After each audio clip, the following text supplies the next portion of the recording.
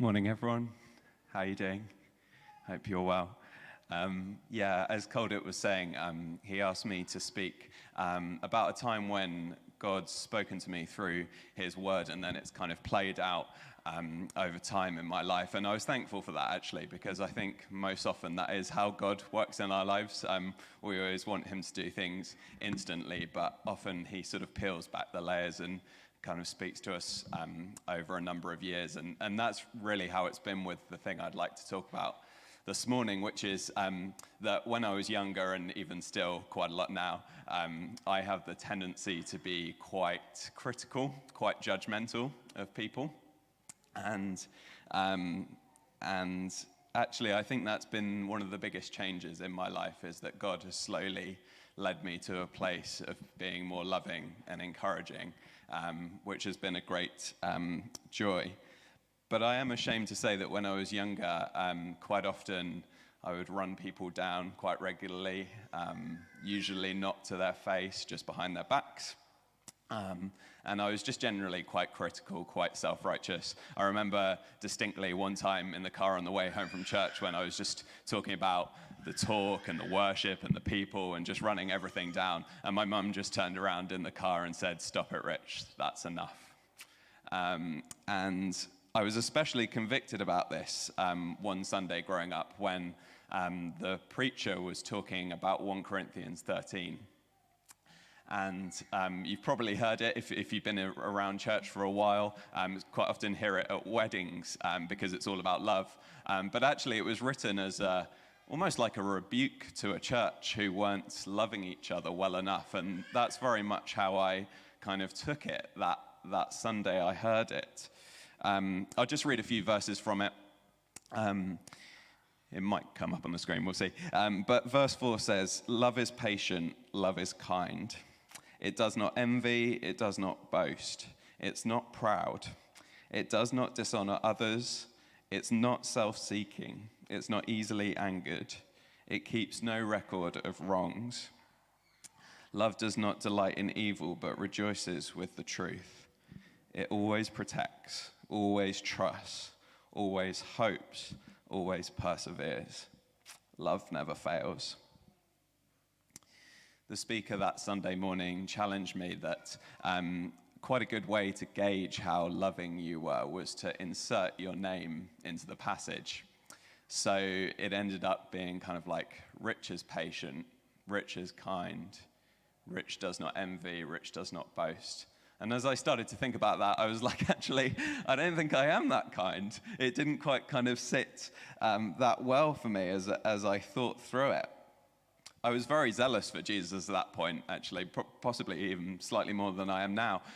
But the kind of context of that passage is that Paul says, you can have all the spiritual gifts in the world, but if you don't have love, then you've really got nothing. And so I felt God kind of prodding away at me at that time. Also around that time, we had a lovely lady in our church who was just so encouraging. Wonder if you've ever met someone like that. Even if you were doing a talk and perhaps you hadn't done the best job of it, she was straight in there making you feel like you'd done a really good job. It wasn't even in a kind of over-the-top, kind of annoying way. It was just really genuine, like she was on your side. And after she did that for a while, I realized the effect that it had on me, which was that I felt much more confident, more valued and loved. So I felt kind of convicted about this, and I began to ask God to change me. As I've said, it wasn't in an instant, but one of the key phrases from that passage which really stuck with me was "love always hopes." Love always hopes. I kind of took that to mean that love always tries to see the best in people rather than assuming the worst. It's a kind of, I guess, almost like a spiritual benefit of the doubt. And I found that actually a really helpful antidote to cynicism, which I naturally kind of veer towards. After all, God hopes in us. If he just took us as we are, then there would be no hope for us. But through what Jesus has done, God has created a new way for us. And even when we continue to mess up, even though we've accepted that that gift which Jesus has given us, sometimes we still continue to sin, but God hopes in us. Before I go on, let me just add two caveats here. Firstly, I'm not kind of saying never to correct anyone. 2 Timothy 3 makes it perfectly clear that the Bible is useful occasionally for rebuking, for correcting, for training in righteousness. Sometimes we do need to take each other up on something in a loving way. And I'm not also saying that we should be completely naive. I don't think God kind of calls us to check our minds at the door and just assume that everything is perfect the whole time. We're fallen people, often deeply flawed, and I think we need to be wise and discerning. But what I've found over time in my life is that God has slowly been changing my kind of default reaction to things. For instance, Jesus says, "Do not judge, or you too will be judged." And I found that to be very true. Soon after I've judged someone, I quite often find that I'll make a similar mistake, and then my conscience will just start to really burn. And God knows that we all make mistakes, but if we demand that everyone else is perfect, what will God then say to us when we mess up? Only God is perfect. And when Jesus was here on earth, he quite regularly sided with people who found themselves under judgment from the religious leaders of the time. It is ultimately up to God to judge, not us. And instead, I think God has slowly opened up a way for me to become more loving and encouraging, which has been a great joy, actually, to have that kind of feedback from people as you share some encouragement with them. It's a really lovely and fulfilling thing to do, I think. As I've read more of the Bible, I've realized actually how much of the letters, especially in the New Testament, are an encouragement from the writer to the audience. It says in Hebrews 10:24, "Let us consider how we can spur one another on to love and good deeds." So practically speaking, I quite often just try and send people a text afterwards or say, on the way out of church, I thought that was really great or something like that. Just kind of simple things.